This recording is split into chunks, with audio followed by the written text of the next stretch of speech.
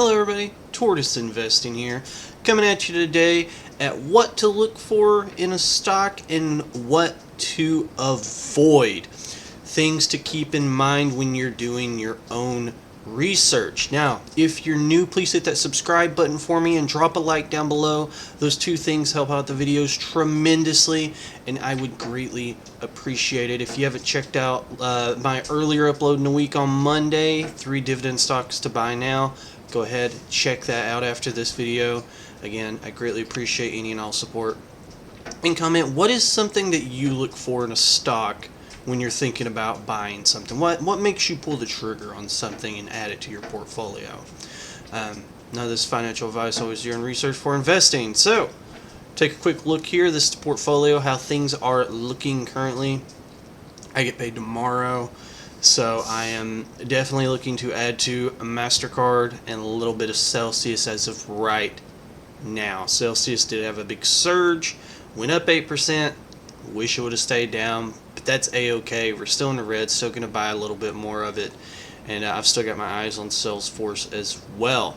So we'll see how things turn out over the next day or two, and I'll let you know in the community tab on the YouTubes what I end up buying when I buy. Now, what I look for when it comes to buying a stock. Well, one thing I absolutely love and that I own, MasterCard. So what I like to look for is a growing revenue. There are a lot of companies that are going to be flat, or it's going to be all over the place. It's a red flag for me. I generally like something, things that are still growing, developing, and evolving with time. And as you see, since 1998, this is a very nice uptrend, and we can see growing at a rate of 11.64%. Now, another thing I like to look for, if there's a KPI for it, this is through Qualtrim Insights. Total MasterCards issued. Well, if I take a look here, since 2012, and it looks like they've been issuing out millions on top of millions of new cards every single year. That is a big check mark. That is a green flag. Something that I would also look for. There are some KPIs. It's like total restaurants, total cell phone towers, total insert thing. It's like an extra statistic to look for in individual stocks through Qualtrim Insights. Now, free cash flow is another thing I like to look for that is growing. Usually, free cash flow, they generate free cash flow. They can use that towards share buybacks, paying out dividends, giving, back to the shareholder with those buybacks. It's going to increase the EPS over time as well. Acquisitions is another big thing that companies can do with their free cash flow. And special dividends. Costco has a history of they'll bid up a bunch of free cash flow. Instead of buying back shares, they just issue massive special dividends. Next, we take a look at EPS, earnings per share. A growing EPS is a growing company. And as you see here, again, big green check mark, growing EPS. Another thing I look for is debt. I don't like companies that have a lot of debt. Usually if they have 3 times or more debt than their EBITDA, that is my personal red flag. Because that shows if something was to go wrong, if they were to have some financial hardships, well, it would be a little bit harder for them to, add more debt and manage it properly than a company that's, let's say, they have more EBITDA than debt. They could pay off this debt within a year if they wanted to. It'd be no issue whatsoever. Another thing I look for is a growing dividend, usually at a rate of 6% plus is what I like to go for, because you want it to be inflation beating. If you get a dividend that's growing 1% per year, not really benefiting much. They're more than likely doing that just to keep the streak alive. Now, I like a good, strong, double-digit grower, as you see here. Again, MasterCard, checking all the boxes. Another thing to look for, but isn't an absolute, is a decreasing share count. This is something that's just another way of returning to the shareholder. When they buy back shares, that means you get a bigger and bigger piece of the pie. Your one share counts as more, and MasterCard has a great history of buying back shares at a rate of over 2.47% over the last 10 years. And as you see, over time, this has stayed between 2 to 2.5 very consistently. So they are just constantly chopping at that share count over time. Now, return on capital employed is another thing that you want to have. If you usually companies average on 9 to 10%, I like to gun for things that are, 15 plus. That's what I really like. MasterCard does a phenomenal job of doing that. Since 2009, this thing's hovered in like the high 30s and 50s area, so they do a great job at that. And gross margins, absolutely beautiful, 76%. Operating margins, almost 60%. Profit margins, 44.6%. A lot to love when it comes to this company.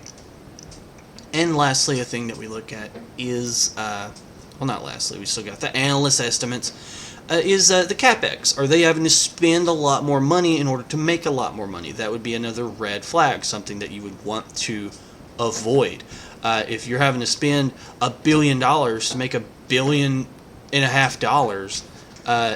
that's not very good. You want something that's already out there. You don't have to spend a lot of money to make a lot of money. Their CapEx in 2023 was $271 million. Their revenue was $25 billion. So, big difference there. There's no massive spikes or anything here as well. And another thing that you can look at is analyst estimates. If you're able to, average for EPS and revenue, 2024, 2025. As you see, EPS is growing and revenue is projected to grow as well. If these are massive dips or staying the same, might be something you want to take a little bit of a closer look at. But this company pretty much checks all the boxes. Now, let's take a look at something that doesn't check all the boxes. We got Spirit Airlines. Oh yeah. So Spirit Airlines, as you look, your revenue's growing. That's great. Well, what's so bad about that? Your revenues are growing. Oh gosh, the free cash flow. Oh Lord, look at that. It is a disaster. They're losing money constantly. Net income has been negative, and even after COVID, it's not been able to recover. EPS has been negative. Even before COVID, before 2020, we still had negative free cash flow years here. So it's telling me that it's not just COVID. There's a lot going on here. The debt, not terrible. They're still paying a dividend. They're diluting shareholders. As you say, they've been having to issue out more shares, and more shares, and more shares. And then the return on capital employed was doing good, and then we're slowly dropping off, and it hasn't been able to really recover since 2020. It's been almost 4 years. What are you doing? The CapEx is everywhere. And we take a look at the analyst estimates. EPS still negative. Revenue is projected to slightly decrease. So, again, not good. Not something that you want to see. Do they issue any shares? Yeah, on top of the negative free cash flow, they're issuing out stock-based comp on top of that, which just rubs a little bit more salt in the wound. Next up, another thing that I don't like. Not all utilities are bad. There are a lot of utility companies that are out there. I understand owning some utility companies, but personally, my preference, this thing's revenue in, let's see here, the revenue in 2000 was $13.69 billion. The revenue in 2023 was $18.98 billion. I don't know about you, but over a 20-year period, that seems very slow. And as you see here, it is slowly trickling up, but they make just as much cash in 2014 as they have the last couple years. Very flat revenue. Free cash flow is everywhere. It has been negative since 2016. They're issuing out stock-based comp on top of that, which, salt in the wound. EPS has been pretty much everywhere, but not growing. It's kind of been between $3 and $4, up and down everywhere. And a lot of utility companies, I refer to them as zombies, because in order to survive, you need debt. And this will continue to go up and up and up and up and up over time. Let's take a look at the quarterly just for funds to see if it's went down. It hasn't. It's continued to grow and grow and grow.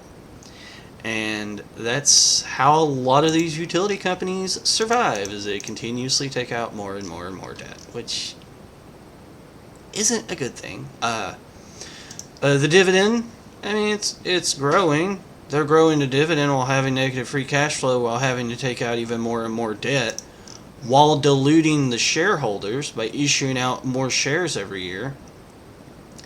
And the CapEx, as you see here, is slowly ticking up. Tick, tick, tick, tick, tick, up and to the right. Since 2010, it's just been going up and up. The expenses are going up. The debt's going up. The revenue's staying pretty flat, and the free cash flow is negative. Not good. Again, not financial advice, not meaning to poop on anyone if they own this. It's just my personal opinion. What I look at, red and green flags that I look at. Next up, NEO. NEO. So with NEO, you got your growing revenue, but oh my goodness, look at that cash flow. That non-existent cash flow that just keeps growing more and more negative. And they're issuing out stock-based comp. They're issuing out additional shares like crazy. Look at this. 2019 they had 1.03 billion. 2020 they had 1.18 billion. 2021 1.57. 2022 1.64. And 2023 1.7 billion shares. And oh my gosh, look at that. Quarter Q1 this year, 2.04 billion. So they're just pumping out extra shares. The return on capital employed is terrifying. Net income's terrifying. EPS is terrifying. EBITDA is terrifying. There's not a lot of good here. They have more cash than debt. I don't know. EPS, the CapEx is growing. EPS is atrocious. Revenue, it's growing as well, but it's a tough industry. That's another thing to look for, is like what industry you're investing into. NEO's diving their head into something that like Tesla has been just so dominant at. And yeah, I know Fisker just applied for bankruptcy, I believe. Let's take a look-see here. Fisker.